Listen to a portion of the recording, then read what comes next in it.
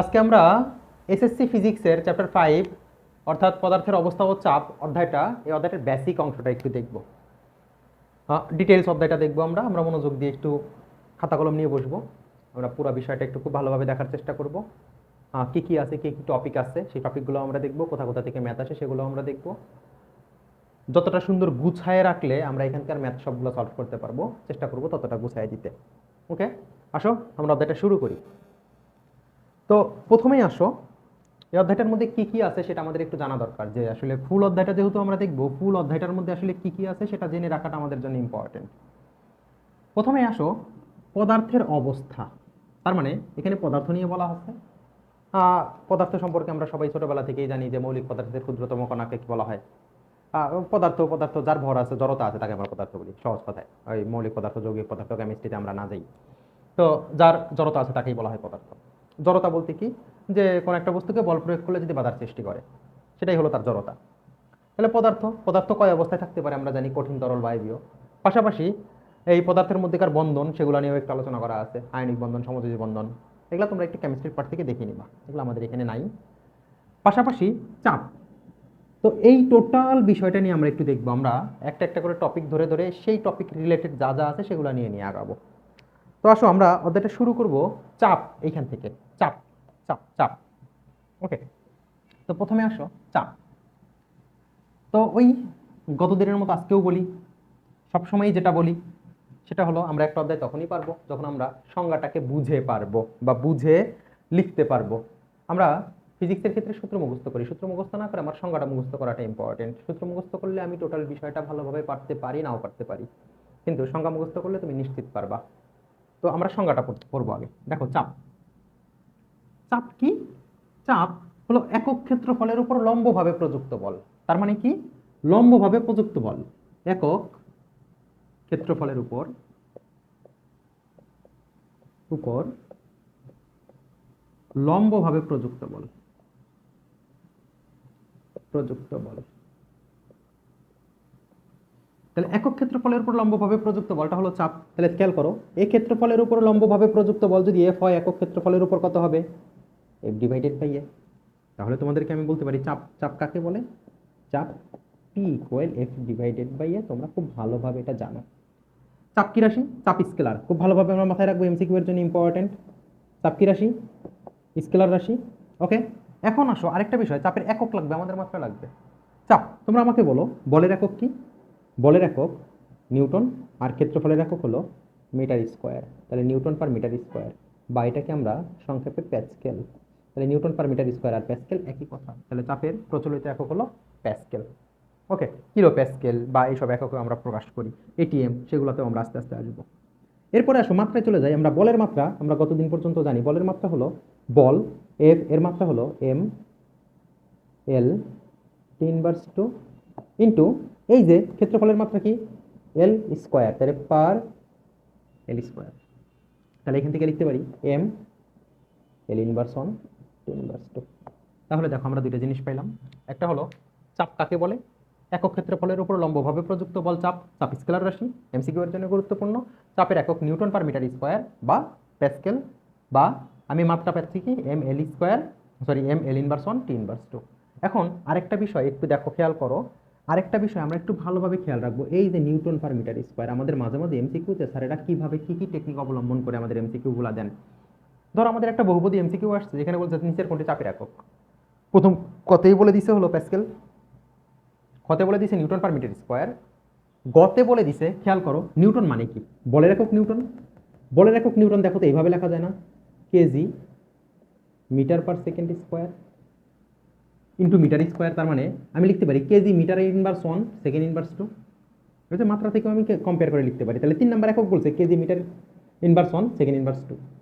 তো এইটা লিখে বলে দিল 4 নম্বরটাই বলে দিল সবগুলো। তাহলে তুমি তো প্রথমেই প্যাসকেল থেকে দাগায় ফেলবা, তো এই কাজ করা যাবে না। প্যাসকেল না, এই সবগুলোই একক। আবার দেখো তুমি এটাও বলতে পারো নিউটন, বলের একক নিউটন। তার মানে আরেকটা জায়গায় একটু খেয়াল করে দেখো, দেখো কতটা গুছায় গুছায় এমসিকিউ আসে। তুমি গত কাজ ক্ষমতা শক্তি থেকে জানো ডাব্লিউ ইকুয়াল এফ এস। তার মানে এফ ইকুয়াল কত লেখা যায় বলো তো? F equal W divided by S. W কাজ, তার মানে এটা কি লিখতে পারি, জুল পার সেকেন্ড। বলের একক কি, জুল পার সেকেন্ড। তাহলে আমি এইখানে এটাও বলতে পারি যে বলের একক নিউটন বা জুল পার সেকেন্ড, এটাও বলা যায়। এই যে বলের আর একটা একক দেখো পাচ্ছি। এভাবে তোমাদের বের করা শিখতে হবে। তুমি যত বেশি প্র্যাকটিস করবা তত ভালো পারবা। তো প্র্যাকটিসের আসলে কোনো বিকল্প নাই, তোমাকে প্র্যাকটিস করতে হবে প্রচুর। এখন এইখানে যদি তুমি এই বলের এককটা জুল পার সেকেন্ড, এই যে বলের একক কি নিউটন, নিউটনের জায়গায় জুল পার সেকেন্ড লেখা যায় না? জুল পার সেকেন্ড বা নিউটন একই কথা। তাহলে নিউটনের জায়গায় যদি আমি জুল পার সেকেন্ড লিখি, তাহলে দেখো চাপের আরও একটা একক পাইলাম, joule per second into metre square. Okay, তো আমরা এভাবে বের করা শিখব। আসো, তো আমরা যেহেতু চাপে আছি, আমরা চাপের মধ্যেই থাকি, চাপের বাইরে না যাই। তো প্রথমে আসো, চাপের আমরা একক পাইলাম, মাত্রা পাইলাম, চাপ P equal F divided by A, সে রাশিটাও পেয়ে গেছি। পরের ঘটনায় আমরা সামনে আগাই। এখন এই বলটা আর এই ক্ষেত্রফলটা, সেটা আমরা এইগুলো দিয়ে আমাদের ছোট ছোট ম্যাথ আসে, সেগুলো আমরা একটু দেখব। যে বল, খেয়াল করো, বল এফ ইকুয়াল আবার আমরা কি লিখতে পারি, যদি কোনো একটা বস্তুর ভর দেওয়া থাকে এমজি। আবার ক্ষেত্রফল আমরা জানি, গোলকের ক্ষেত্রে বৃত্তের ক্ষেত্রফল কত জানি আমরা, বলো, এ ইকুয়াল পাই আর স্কোয়ার।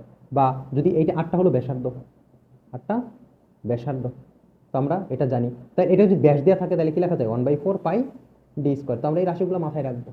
আমাদের ছোট ছোট ম্যাথ যদি আসে, যদি বলে দেয় কোনো একটা ক্ষেত্রফল বলে দেয়, বল বলে দেয়, আমি চাপ বের করতে পারবো। একটা জায়গায় একটু খেয়াল করে দেখো, চাপের সাথে এই ক্ষেত্রফলের সম্পর্কটা ব্যস্তানুপাতিক। তার মানে পি সমানুপাতিক 1/a। চাপ বাড়লে মানে ক্ষেত্রফল বাড়লে চাপ কমবে, ক্ষেত্রফল বাড়লে চাপ কমবে, ক্ষেত্রফল কমলে চাপ বাড়বে। ওই যে আমাদের একটা 2 মার্কের প্রশ্ন আসে যে পিনের আমরা যখন চাপ দিই তখন এই পাশে চাপ দিলে ভেতরের দিকে প্রবেশ করে কেন? খেয়াল করো, দেখো এই পাশের যে ক্ষেত্রফলটা আছে সেই ক্ষেত্রফলের চেয়ে এই পাশের ক্ষেত্রফলটা কম। ক্ষেত্রফল কম হওয়ার কারণে একই পরিমাণ বল দেওয়ার ফলেও এই পাশের চাপটা কি হয়ে যায়, চাপটা বেড়ে যায়। ক্ষেত্রফল কম হলে চাপ বেড়ে যাবে, আর চাপ বেড়ে গেলে ও তখন প্রবেশ করবে ভেতরের দিকে। তো আমরা এই বিষয়গুলো নিয়ে ছোটো ছোটো ম্যাথ আছে, সেগুলো আমরা দেখব। তো এই চাপের সাথে সাথেই আমার আরেকটা বিষয় আসে, সেটা হলো প্যাসকেলের চাপের সূত্র। কার? প্যাসকেলের চাপের সূত্র। তো প্যাসকেলের চাপের সূত্রের অংশটা আমরা একটু দেখব। প্যাসকেলের চাপের সূত্র খুবই গুরুত্বপূর্ণ, খেয়াল করো, এখান থেকে প্রতি বছর ম্যাথ আসে, খুবই গুরুত্বপূর্ণ। প্যাসকেলের চাপের সূত্র, প্যাসকেলের চাপের সূত্র। তো প্যাসকেলের চাপের সূত্রে আমরা একটা হাইড্রোলিক প্রেস থাকে, তো এরকম বলা হয়। প্যাসকেলের চাপের সূত্রটা আমি একটু বলি, তোমরা সবাই জানো যে একটি কোনো আবদ্ধ তরল বা বায়বীয় পদার্থের, কোনো আবদ্ধ তরল বা বায়বীয় পদার্থের কোনো অংশে বাইরে থেকে চাপ প্রয়োগ করলে সেই চাপ বিন্দু মাত্র না কমে। তার মানে আমি যেই চাপটা প্রয়োগ করবো সেই চাপ বিন্দু মাত্র কি হবে না, কম বেশি হবে না। তাহলে কোনো আবদ্ধ তরল বা বায়বীয় পদার্থের কোনো অংশে বাইরে থেকে চাপ প্রয়োগ করলে সেই চাপ বিন্দু মাত্র না কমে পাত্রের সব দিকে সমানভাবে সঞ্চালিত হয় এবং তরল সংলগ্ন পাত্রের গায়ে লম্বভাবে ক্রিয়া করে। তো দেখো এটার আমরা ইয়াটা দেখি। তো আমি বললাম এইখান থেকে আমি একটা চাপ প্রয়োগ করলাম এই পিস্টনে, প্রথম পিস্টনে, তাহলে এইখানে আমার তরল বা বায়বীয় পদার্থ আছে। তো এইখানে একটা চাপ লাভ করবে P2। তো আমি বলছিলাম যে, বা আমরা প্যাসকেলের সূত্র থেকে জানি, চাপ সব দিকে সমানভাবে সঞ্চালিত হবে এবং পাত্রের গায়ে কিভাবে কাজ করবে, লম্বভাবে কাজ করবে। তাহলে প্যাসকেলের চাপের সূত্র থেকে আমি লিখতে পারি যে চাপ অলওয়েজ কি হবে, P1 আর P2 অলওয়েজ কি হবে, সমান হবে, P1 ইকুয়াল, এটা আমরা জানি। এখন তুমি আরেকটা বিষয় একটু পড়ে আসছো, একটু খেয়াল করে দেখো যে P ইকুয়াল আমরা কি জানি, P ইকুয়াল আমরা দেখে আসছি P equal F divided by A। আচ্ছা, চাপ দিচ্ছি, চাপ এক প্রকার বল না, চাপ এক প্রকার বল। তার মানে আমি এই ক্ষেত্রফলের উপরে ধরলাম F1 পরিমাণ বল প্রয়োগ করতেছি, আর এখানকার যে ক্ষেত্রফল সেটা A1। তাহলে এইখানে P1 এর পরিবর্তে লিখতে পারি F1 divided by A1 equal F2 divided by A2।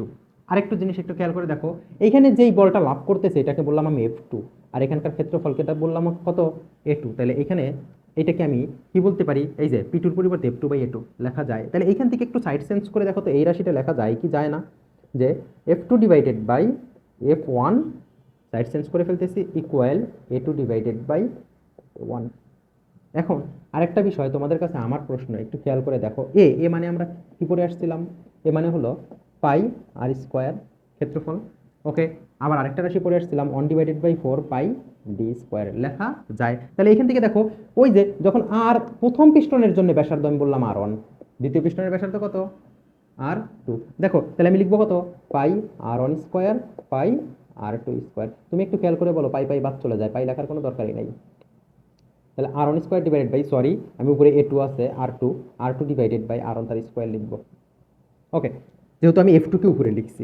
এখন একটু খেয়াল করে দেখো, আমার ওই যে 1/4 পাই ডি স্কোয়ার, তাহলে 1/4 পাই এটার মতো অনুরূপভাবে কেটে যাবে, তাহলে d2 square divided by d1 square লেখা যায়। তো আমরা এই অংশটাকে বক্স করে স্টার দিয়ে রেখে দিব। এটা দিয়ে আমাদের প্রচুর ম্যাথ আসে। তো আমরা যখন ম্যাথ আসবে তখন সলভ করতে পারবো যে f2/f1, a2/a1, r2/r1, d2 divided by d1, এগুলো হোল স্কোয়ার আকারে আছে। আমাদের কি বলবে, প্রথম ও দ্বিতীয় পিস্টনের ব্যাস বা ব্যাসার্ধ দিয়ে দিবে বা তাদের অনুপাত দিয়ে দিবে। আমাদেরকে বের করতে বলবে যে প্রথম পিস্টনে আমি 5 কেজি ভরের বস্তু ঝুলাইছি বা 5 কেজি ভরের ভার চাপাইছি, দ্বিতীয় পিস্টনে কতটুকু বল লাভ করবে। তো আমরা সেখান থেকে f2 এর ভ্যালুটা বের করতে পারবো।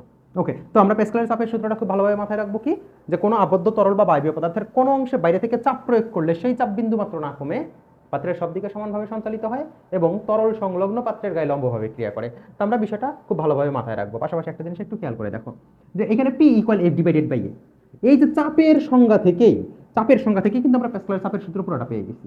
তো আমরা সংজ্ঞাটা বুঝে পারাটা ইম্পর্টেন্ট।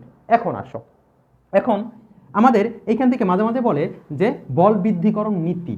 তাইলে এখানে তুমি একটা জিনিস খেয়াল করে দেখো যে f2 এর মানটা কত হবে। f2 ইকুয়াল, তুমি এভাবে লিখতে পারো না, দেখো তো f2 equal a2 divided by a1 into f1। তার মানে এই a2 ক্ষেত্রফলের মান যত বেশি হবে, a2 এর মান ক্ষেত্রফল যত বেশি হবে বল তত কি পাবা, বেশি পাবা, তাই না?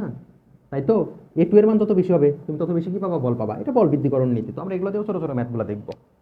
এখন আসো, এখন ফাইনালি আরেকটা বিষয় একটু খেয়াল করে দেখো, আমরা এটার পাশাপাশি আরেকটা জিনিস একটু খেয়াল করব। এটা থাক এখানে, এখানে একটু খেয়াল করো।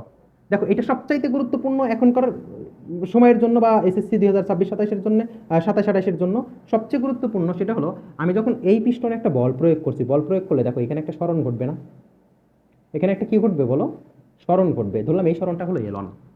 আচ্ছা, এইটার যেহেতু সরণ ঘটছে, এইখানে এই জায়গার একটা আয়তন, এই জায়গার তরলের একটা আয়তন ছিল না, এই জায়গার তরলের আয়তনটা, সেই আয়তনটা এসে এইখানে দখল করছে না। দেখো তো এই যে এইখানে, এইখানে, এই যে এইখানে, তার মানে এই জায়গার আয়তন। তাহলে এই জায়গার আয়তনকে বললাম আমি V1, আর এখানকার আয়তন যদি হয় V2। তুমি আমাকে বলো এই আয়তন আর এই আয়তন তো একই হওয়াটা স্বাভাবিক না? এখানের যেই জায়গাটা শূন্য হয়েছে এখানে সেই জায়গাটা তো পূর্ণ হবে, তার মানে আয়তন তো আর চেঞ্জ হওয়ার কোনো সুযোগ নাই। তাহলে ধরলাম সেই ক্ষেত্রে এইখানে যেই পরিমাণ সরণ ঘটবে সেটা হলো L2। তাহলে তোমাকে যদি আমি প্রশ্ন জিজ্ঞেস করি, তুমি বলবা যে উভয় পিস্টনের আয়তন কি থাকবে, সমান থাকবে। উভয় পিস্টনের আয়তন কি থাকবে, সমান থাকবে। এটা কেন দরকার একটু পরে আমার দরকার হবে, এটা আমরা মাথায় রাখবো। আমরা সাইডে লিখে রাখি যে V1 ইকুয়াল কি হবে, V2 হবে। V1 ইকুয়াল কি হবে, V2 হবে। এখন আসো, এই রাশি থেকে V মানে কি বলো তো, এই পিস্টনের একটা ক্ষেত্রফল আছে আর এখানে দৈর্ঘ্য আছে, তার মানে A1 L1 equal A2 L2 লাগবে আমাদের। ওকে, তাহলে এখান থেকে বলো তো L2 ইকুয়াল কি লেখা যায় বলো, L2 ইকুয়াল লেখা যায় যে L2 equal A1 L1 divided by কত, A2। আমরা এটা লিখে রাখলাম। খেয়াল করো, মাঝে মাঝে আমাদের এই পিস্টনে কতটুকু সরণ করছে সেই সরণ বের করতে বলে, এই পিস্টনের সরণ দিয়ে দেয়, এই পিস্টনের সরণ বের করতে বলে। আমাদের ছোট ছোট এমসিকিউ আসলে আমরা সলভ করতে পারবো। এই পিস্টনের বল দিয়ে দিবে, ক্ষেত্রফল দিয়ে দিবে, তারপরে এই পিস্টনের কি ক্ষেত্রফল দিয়ে দিবে, আমার এখানকার সরণ দিয়ে দিবে, এখানকার সরণ বের করতে বলবে। এখন আরেকটা বিষয় একটু খেয়াল করে দেখো, যদি ক্ষেত্রফল না দিয়ে দেয়, দেখো A1/A2, তার মানে A1 এর পরিবর্তে আমি এই যে এখানে লিখতে পারি R1 স্কোয়ার, তার মানে এটা ইকুয়াল, দেখো আরও কয়েকটা রাশি লেখা যায়। L2 ইকুয়াল এই যে R1 divided by R2, R1 divided by R2 তার হোল স্কোয়ার ইন্টু L1 লেখা যায়। আবার দেখো এটাও লেখা যায় D1 ডিভাইডেড বাই D2 তার হোল স্কোয়ার ইন্টু L1। তো আমাদের এটা বুঝে বুঝে মনে রাখতে হবে যে কোনটা থেকে কোনটা লেখা যায়, কখন কোনটা আমাকে কিভাবে ইউজ করতে হবে সেটা আমাদের ম্যাথ বলে দিবে।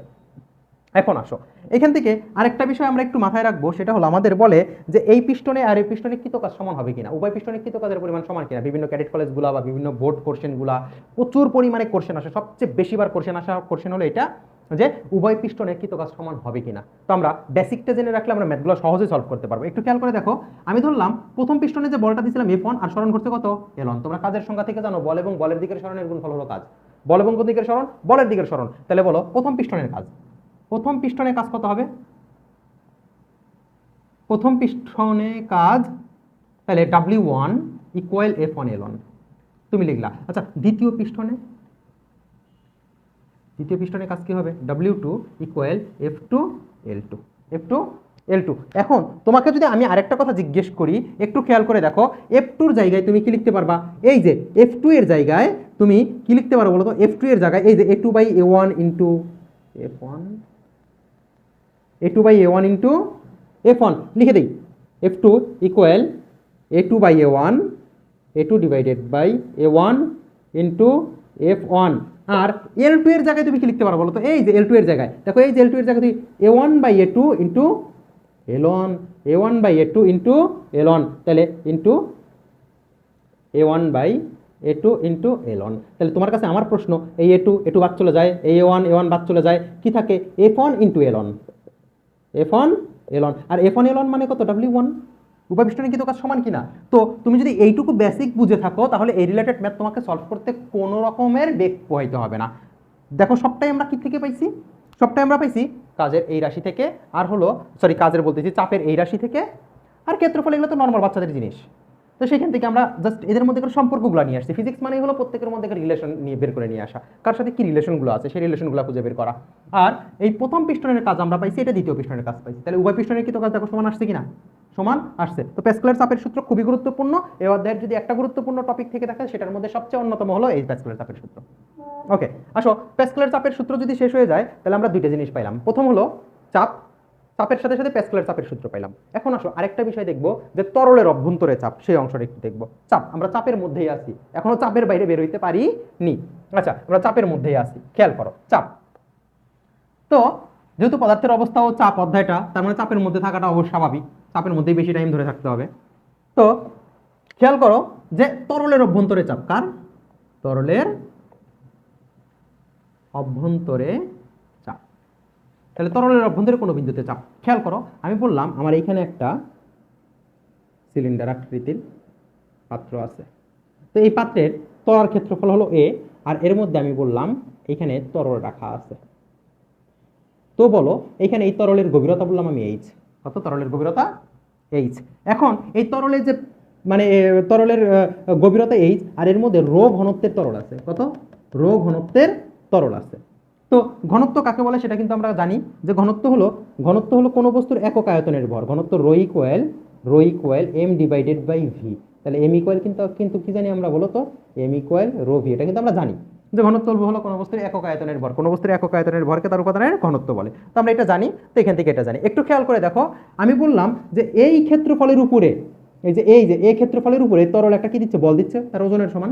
তাহলে আমরা চাপের সংজ্ঞা থেকে জানি চাপ পি ইকুয়াল বল ভাগ ক্ষেত্রফল। এই বলটা আসলে কে দিচ্ছে? তরল দিচ্ছে না? আর আমরা জানি ওজন সমান বল। তাহলে এখানে বলতে পারি তরলের ওজন ডাব্লিউ, তরলের ওজন ডিভাইডেড বাই ক্ষেত্রফল। আর ওজন ডাব্লিউ ইকুয়াল কি জানি বলো তো? এমজি। আর এম ইকুয়াল, একটু খেয়াল করে দেখো, এই যে ঘনত্বের সংখ্যা থেকে জানি কোনো বস্তুর একক আয়তনের ভরকে তার উপাদানের ঘনত্ব বলে rho. M equal rho V, তার মানে লিখতে পারি rho V G divided by A. এখন তোমার কাছে আমার একটা প্রশ্ন, এই ভি মানে কি? আয়তন। কার আয়তন? এই যে তরলটা আছে, এই তরলের আয়তন। কেন তরলের আয়তন? কারণ এই ভরটা কার ভর? তরলের ভর। আর ভরকে যদি আয়তন দ্বারা গুণ করে দেই তাহলে কি মানে সরি ঘনত্বকে আয়তন দ্বারা গুণ করলে তো আমি ভর পাবো। তাহলে এই আয়তনটা কার আয়তন হবে? তরলের আয়তন, মানে যেটুকুই যে ভরা এইটুকুর আয়তন। ওকে, আর আয়তনের সূত্র কি আমরা জানি? ক্ষেত্রফল গুণ এই যে দৈর্ঘ্য, ক্ষেত্রফল গুণ উচ্চতা, যেটাকে বলি আমরা। তাহলে এখান থেকে আমি লিখতে পারি rho A H G divided by A. তার মানে আমি লিখতে পারি এইচ রো জি। তাহলে আমরা তরলের অভ্যন্তরে কোনো বিন্দুতে চাপের রাশি পাইলাম পি ইকুয়াল এইচ রো জি। তরলের অভ্যন্তরে কোনো বিন্দুতে চাপের রাশি কি পাইছি? পি ইকুয়াল এইচ রো জি। এইচটা হলো তরলের গভীরতা, রোটা হলো তরলের ঘনত্ব, যেটা হলো অভিকর্ষজ ত্বরণ। এখন খেয়াল করে দেখো যে আমরা নির্দিষ্ট জায়গার কথা যদি বলি, নির্দিষ্ট স্থানে জি এর মান নির্দিষ্ট, স্থানে জি এর মান নির্দিষ্ট, যেহেতু নির্দিষ্ট স্থানে জি এর মান নির্দিষ্ট, তখন তুমি লিখতে পারো পি সমানুপাতিক এইচ রো। তার মানে আমি বলতে পারি তরলের অভ্যন্তরে কোনো বিন্দুতে চাপের মান তরলের অভ্যন্তরে কোনো বিন্দুতে চাপের মান ওই বিন্দুর গভীরতা এবং তরলের ঘনত্বের সমানুপাতিক। ঘনত্ব যত বেশি হবে চাপ তত বেশি হবে, গভীরতা যত বেশি হবে চাপ তত বেশি হবে। বাট আমি যদি এভাবে বলি নির্দিষ্ট তরলের জন্য, কেমন? নির্দিষ্ট তরলের জন্য, তরল যদি নির্দিষ্ট তরল হয় ঘনত্ব সেম হবে, তখন আমি কি লিখতে পারি? পি সমানুপাতিক এইচ। অর্থাৎ নির্দিষ্ট তরলের কোনো বিন্দুতে চাপ ওই বিন্দুর গভীরতার সমানুপাতিক।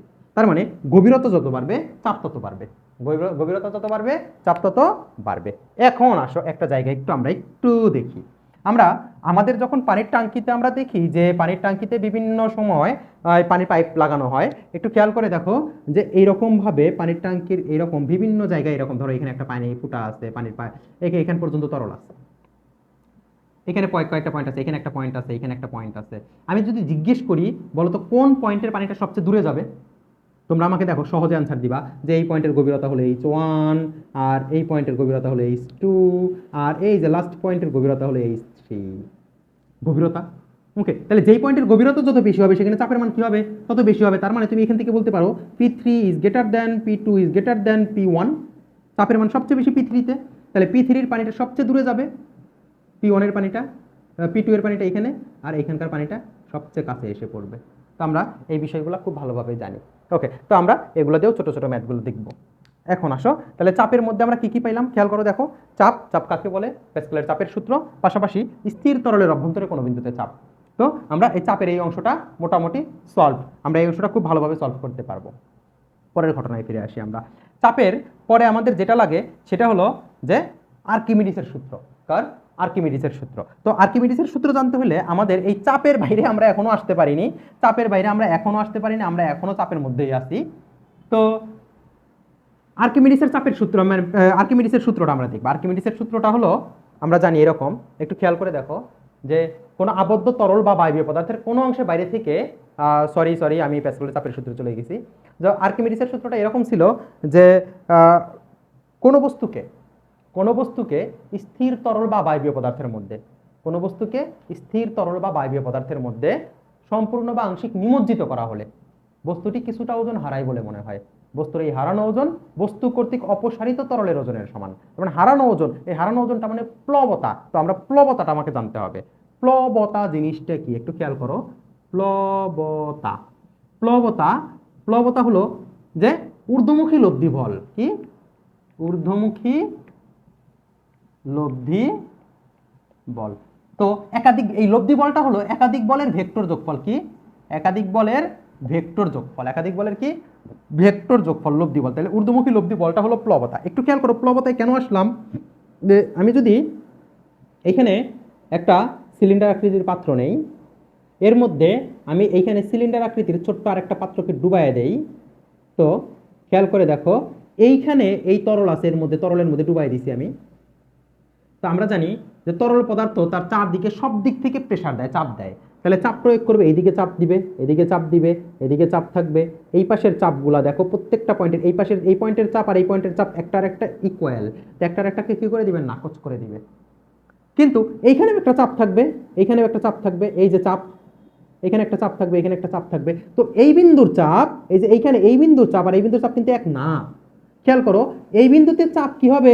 একরকম হবে, এই বিন্দুতে চাপ কি হবে? আরেক রকমের হবে। ধরলাম এই বিন্দুর গভীরতা হলো H1, আর এই যে এইখান থেকে আমি বললাম এই পুরাটার গভীরতা হলো এইখান পর্যন্ত H2। তাহলে তুমি আমাকে বলো এইটুকু কত হবে? H, আর H এর ভ্যালুটা কত হবে বলো? H2 minus H1। তো আমরা এটা একটু লিখে রাখলাম। এখন খেয়াল করো, তো ধরলাম চাপ মানে চাপ এক প্রকার বল। তো একটু খেয়াল করো চাপ, চাপ একটু খেয়াল করো, দেখো চাপ P equal F divided by A। আবার F ইকুয়াল কি লেখা যায়? F equal PA। আবার একটু আগে তুমি একটা জিনিস দেখে আসছো, P ইকুয়াল তরলের অভ্যন্তরে কোনো বিন্দুতে চাপ, P ইকুয়াল H রো জি। P ইকুয়াল কি পড়ে আসছো? P equal H rho G. তাহলে ফাইনালি আমি দেখো এখান থেকে লিখতে পারি A H রো জি। তাহলে F equal A H rho G. তো এই F এর দিকে একটু খুব ভালোভাবে তাকাও, খুব ভালোভাবে তাকাও, তাকায় দেখো এই বল F equal A H rho G. দেখো আমার এইখানে এই তরলের ঘনত্ব রো তো আর চেঞ্জ হচ্ছে না, জিও চেঞ্জ হচ্ছে না।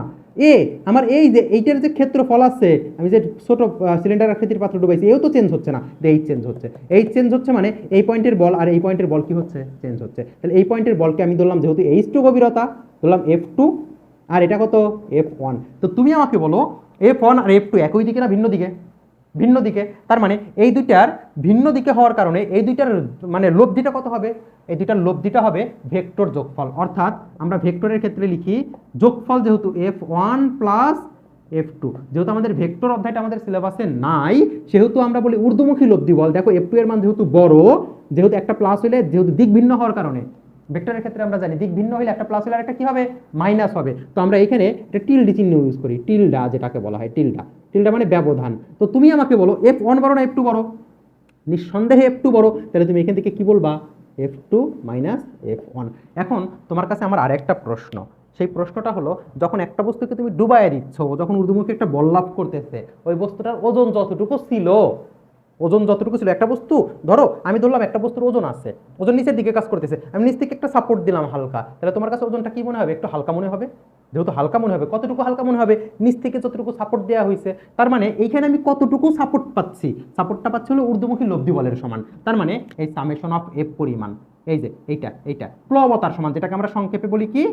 প্লবতার সমান কি পাচ্ছি? সাপোর্ট পাচ্ছি। এই প্লবতা, তার মানে প্লবতাকে আমরা কি বলতে পারি বলতো? প্লবতা মানে হারানো ওজন। প্লবতা মানে কি? হারানো ওজন।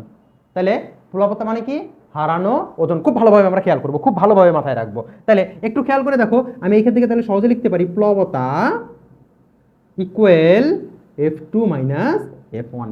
এখন তোমার কাছে আমার প্রশ্ন, এফ এফ মানে A H rho G, A change হচ্ছে না, জি চেঞ্জ হচ্ছে না, এ রো চেঞ্জ হচ্ছে না, তার মানে আমি এটাকে এভাবে লিখতে পারি A H two rho G minus A H one rho G. তো এখান থেকে এ কে কমন নাও, A H two minus H one rho G, A rho G common নিয়ে নিয়েছি। H two minus H one মানে কত বলো তো? এইচ, এইচ মানে এই যে আমার এই যে ভেতরে যে সিলিন্ডার ডুবাইছি, এই সিলিন্ডারের কি উচ্চতা? এই সিলিন্ডারের উচ্চতা। তাহলে আমি লিখতে পারি এ এইচ রো জি। এখন তুমি আমাকে বলো, এই সিলিন্ডারের ক্ষেত্রফলকে সিলিন্ডারের উচ্চতা দ্বারা গুণ করলে এই সিলিন্ডারের কি পাবো? আয়তন পাবো না? তাহলে এই সিলিন্ডারের আয়তন পাবো। তাহলে সিলিন্ডারের আয়তন ভি রো জি। তোমার কাছে আমার প্রশ্ন, এই সিলিন্ডারকে যখন আমি ডুবাইছি, এই সিলিন্ডার কতটুকু তরলকে ওইখান থেকে সরাই ফেলছে বলো তো? ধরো আমি যদি পানির মধ্যে ডুব দিই, আমি কতটুকু তরলকে অপসারণ করব? আমার আয়তনের সমান। তার মানে এখানে বলতে পারি এই যে রো ঘনত্বের তরল ছিল, রো ঘনত্বের কতটুকু তরলকে এই সিলিন্ডার অপসারণ করে ফেলছে? রো ঘনত্বের ওর আয়তনের সমান, মানে যেই সিলিন্ডারকে ডুবাইছি সেই সিলিন্ডারের আয়তনের সমান তরলকে অপসারণ করে ফেলছে। তার মানে এইখানে এই ভিটা হলো আমি বলতে পারি সিলিন্ডারের আয়তন বা অপসারিত তরলের আয়তন। তাহলে এইটার নাম হলো অপসারিত তরলের আয়তন। তাহলে তোমাদের কাছে একটা প্রশ্ন এরকম ঘুরপাক খাইতেই পারে যে আমার যদি পুরোটা না ডুবে থাকে, এটা নিয়ে আমরা আসবো। তার মানে এই ভিটাকে তুমি আরো একটা কথা বলতে পারো যে বা বা এখানে আমি বলতে পারি ডুবন্ত অংশের আয়তন, বা অপসারিত তরলের আয়তন। তো একটু খেয়াল করে দেখো, ডুবন্ত অংশ কেন বললাম? কারণ পুরোটা নাও ডুবাইতে পারি না, যতটুকু ডুবাবো সেটুকু নিয়ে কাজ হবে। তাহলে এটা আমাদের ওই যে আয়তনের ম্যাথগুলা, কতটুকু ডুবে থাকবে, কতটুকু ভাসবে, কত অংশ, এরকম টাইপের কিছু ম্যাথ আছে, সেখানে আমাদের এই অংশটা কাজে লাগে। একটু খেয়াল করো, তুমি এইটুকু পারা মানে তুমি ম্যাথ সব পারা। এইটুকু পারা মানে এই রিলেটেড প্লবতা, ডুববে কিনা, ভাসবে, কতটুকু ডুববে, ভাসতে ভাসতে সমুদ্রে চলে গেল, এই তখন কি ঘটনা ঘটবে, পানিতে নদীতে অর্ধেক ভেসে থাকে, সমুদ্রে কত অংশ ভেসে থাকবে, এই টাইপের সব ম্যাথ সলভ করতে পারবা যদি তুমি আমার এই অংশটুকু খুব ভালোভাবে মাথায় রাখতে পারো। একটু খেয়াল করো, আমি সব মিলাই দিব। এখন এই আয়তনটা কি পাইলাম আমরা? অপসারিত তরলের আয়তন, এটা তরলের ঘনত্ব। তাহলে এখানে কি পাবো? তরলের ভর, তার মানে কি? তরলের ওজন। কোন তরল? অপসারিত তরলের ওজন। আমরা আর্কিমিডিসের সূত্রের প্রমাণ পেয়ে গেছি যে কোনো বস্তুকে স্থির তরল বা বায়বীয় পদার্থের মধ্যে সম্পূর্ণ বা আংশিক নিমজ্জিত করা হলে বস্তুটা কিছুটা ওজন হারায় বলে মনে হয়। বস্তুর এই হারানো ওজন, কি ওজন? হারানো ওজন অপসারিত তরলের ওজনের সমান। খুবই গুরুত্বপূর্ণ, খুবই গুরুত্বপূর্ণ, খুবই গুরুত্বপূর্ণ, আমরা খুব ভালোভাবে মাথায় রাখবো। এখন তোমাদের কাছে আমার আরো একটা প্রশ্ন, একটু খেয়াল করে দেখো যে আমরা এটার সাথে সাথে একটু দেখবো যে একটা বস্তু কখন ডুবে যাবে। খেয়াল করো, খুব ভালোভাবে খেয়াল করো, তোমরা নিজেরা এটা জানো, খুব ভালোভাবে খেয়াল করো। আমি বললাম একটা বস্তুর ওজন যা, তার চেয়ে যদি প্লবতা বেশি হয়, ওকে ডুববে না, ঊর্ধ্বমুখী লব্ধি বল বেশি, ও ভেসে থাকবে। খেয়াল করো, যদি সমান সমান হয় তাহলে সম্পূর্ণ নিমজ্জিত অবস্থায় ভাসবে। আর যদি কোনো কারণে বস্তুর ওজন এই প্লবতার চেয়ে কি হয়? বেশি হয়, তাহলে বস্তুটা কি করবে?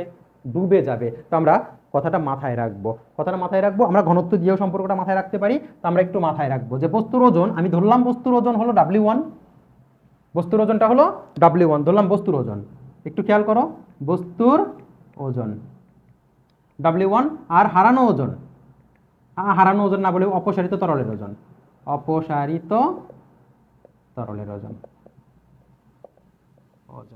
W2। তাহলে তোমরা আমাকে এইখান থেকে একটু এইভাবে বলো তো, যে আমরা এইভাবে বলতে পারি, একটু খেয়াল করে দেখো যে একটা বস্তু ভাসবে না ডুববে সেটা কিভাবে আমরা বলতে পারি।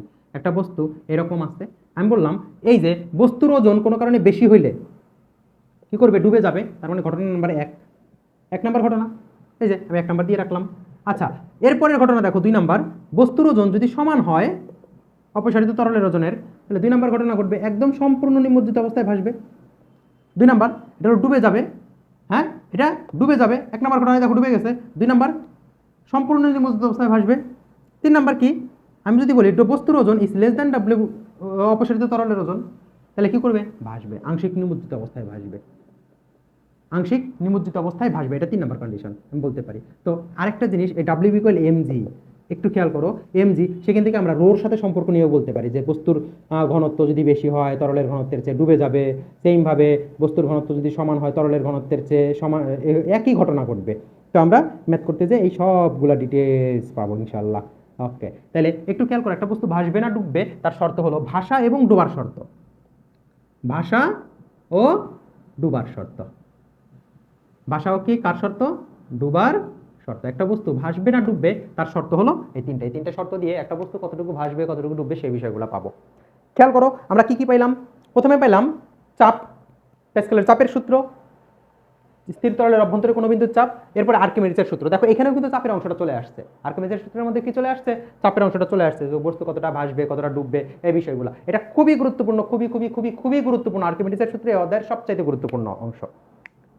এরপরে যে অংশটা আছে সেটা হলো স্থিতিস্থাপকতা, অর্থাৎ আমরা যখন ইন্টারমিডিয়েটে যাব তখন এই বিষয়গুলো আরো ভালোভাবে পাবো। স্থিতিস্থাপকতা জিনিসটা কি সেটা নিয়ে আমি একটু ডিটেলস বলবো, বলে আমি মানে তোমাকে পুরো অধ্যায়টা আবার একটু ইয়া করে দিব, মানে পুরাটার মধ্যে কি কি আছে কি কি পড়বো সেগুলো বলে দিচ্ছি। খেয়াল করো স্থিতিস্থাপকতা কি, দেখো আমরা একটা বস্তুকে, ধরো আমি বললাম একটা বস্তু রাবার বা কোনো একটা বস্তুকে আমি বল প্রয়োগ করলাম, অপসারিত হইলো, বল অপসারণ করলে মানে প্রসারিত হইলো, বল প্রয়োগ করলাম প্রসারিত হলো, বল অপসারণ করলেও ঠিক আগের আকার ফিরে পাবে।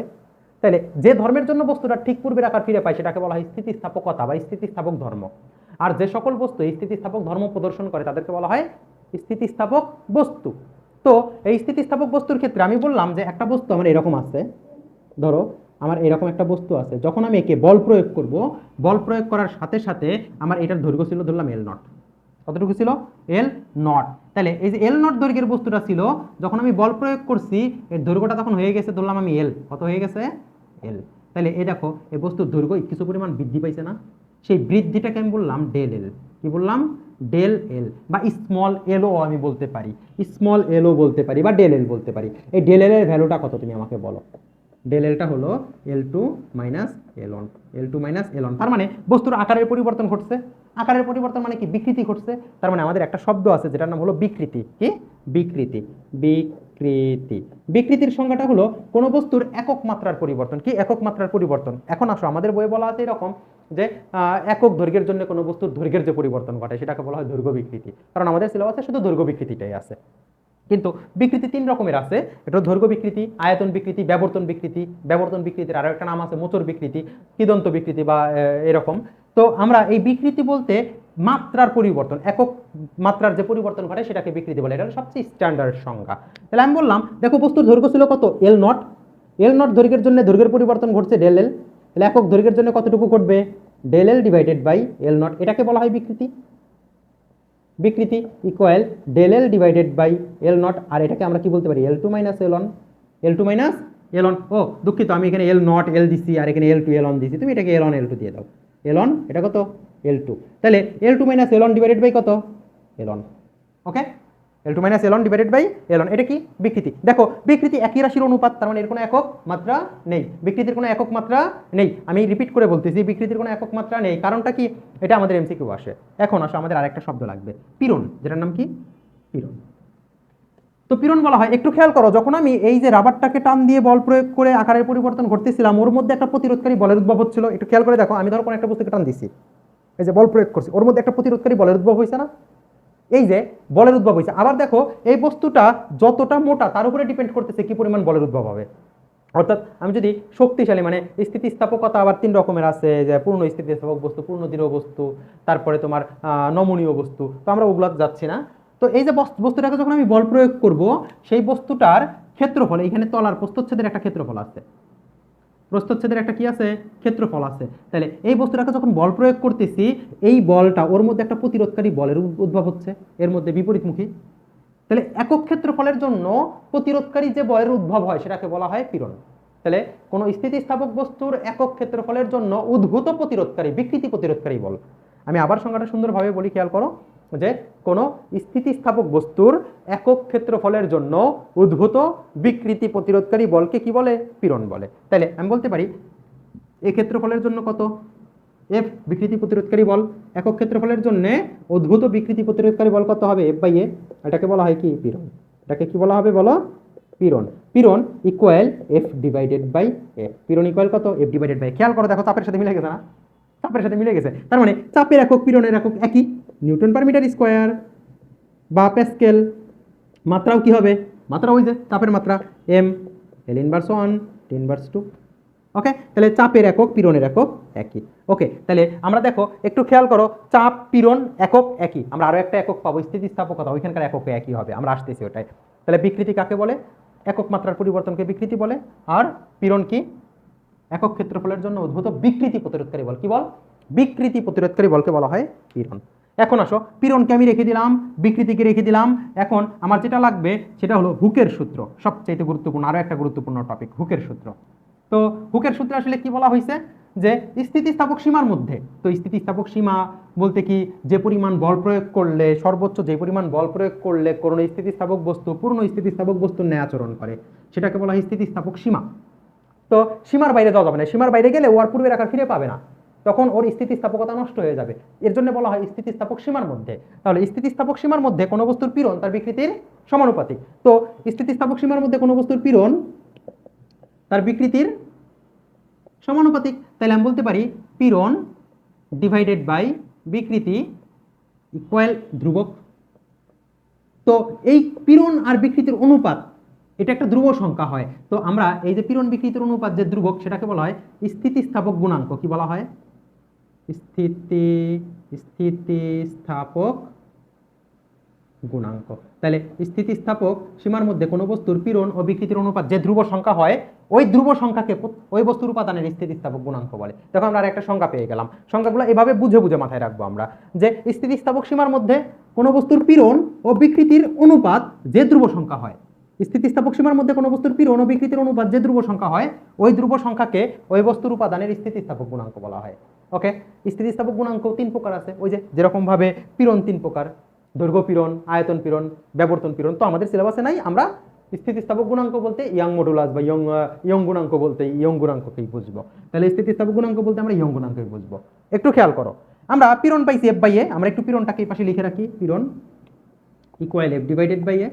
এখন আসো স্থিতিস্থাপক গুণাঙ্কের গাণিতিক রাশিটাকে আমরা যে আলাদা আলাদা করে বের করি, ভ্যালু বের করি, তাও হবে। আর আমরা যদি বলি না একসাথে বের করাটা শিখবো, সেভাবেও হবে। তাহলে আমরা আলাদা আলাদা পীড়ন বের করতে পারবো, বিকৃতি বের করতে পারবো। তার মানে ওয়াই স্থিতিস্থাপক গুণাঙ্ককে দৈর্ঘ্য গুণাঙ্ককে বা ইয়ং গুণাঙ্কে ওয়াই দ্বারা প্রকাশ করা হয়। তাহলে ওয়াই ইকুয়াল কি লেখা যায়? পীড়ন ভাগ বিকৃতি। দেখো পীড়ন মানে কত? এফ বাই এ, বিকৃতি মানে কত? Small L divided by L on, small L বা ডেল এল। এটাকে আমি লিখতে পারি না F L on divided by A del L. এটাকে দেখো এইভাবে লেখা যায়, এফ মানে কত? M G L on, A মানে কত? Pi r square L two minus L on লেখা যায়। এটাকে দেখো এইভাবে লেখা যায় ইকুয়াল এম জি, এই যে পাই আর স্কোয়ার, আর মানে কত? ডিভাইড টু তার হোল স্কোয়ার। তার মানে কি লেখা যায়? 4 M G L on divided by pi D square L two minus L on. Okay, তো আমরা এই অংশটা খুব ভালোভাবে মাথায় রাখবো। আমরা স্থিতিস্থাপক গুণাঙ্কের এই অংশটা ইম্পর্টেন্ট। খেয়াল করে দেখো, আমাদের বইটা খুলবো যখন আমরা এগুলো সবগুলো একটু দেখে ফেলবো। আমাদের গাণিতিক পার্ট বলতে বা বেসিক পার্ট বলতে, ইম্পর্টেন্ট টপিক বলতে এইটুকুই বোঝায়।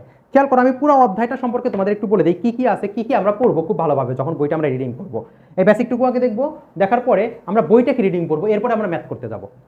বেসিকটা পড়ে বেসিকটা দেখে বেসিকটা কমপ্লিট আমরা খাতার মধ্যে লিখে ফেলবো। সংখ্যাগুলা আমি যা যা সংখ্যা বলছি সেই সংখ্যাগুলাই সবসময় বোর্ডে আসে। সংখ্যাগুলা পাশাপাশি এই অংশগুলো দেখে দেন আমরা বইটা রিডিং করবো, তারপরে ম্যাথ সলভ করতে যাবো। ম্যাথগুলো আমরা সলভ করাই দিব, বডির ইম্পর্টেন্ট ম্যাথগুলো আমরা সলভ করবো। কি কি আছে খেয়াল করো, প্রথমেই আছে হলো চাপ। চাপ কাকে বলে? চাপ আমরা করে ফেলছি। চাপের পরেই আমাদের দেওয়া আছে হলো স্থির তরলের অভ্যন্তরে কোনো বিন্দুতে চাপ। তো আমি যেই প্যাটার্নে শিখেছি ওই প্যাটার্নে তুমি আগে পড়বা। চাপের পরে পড়বা প্যাসকেলের চাপের সূত্র, এরপরে আসবা হলো স্থির তরলের অভ্যন্তরে কোনো বিন্দুতে চাপ। ওকে, এরপরে আর্কিমিডিসের সূত্র, আর্কিমিডিসের সূত্রের পরে তুমি চলে যাবে এটা।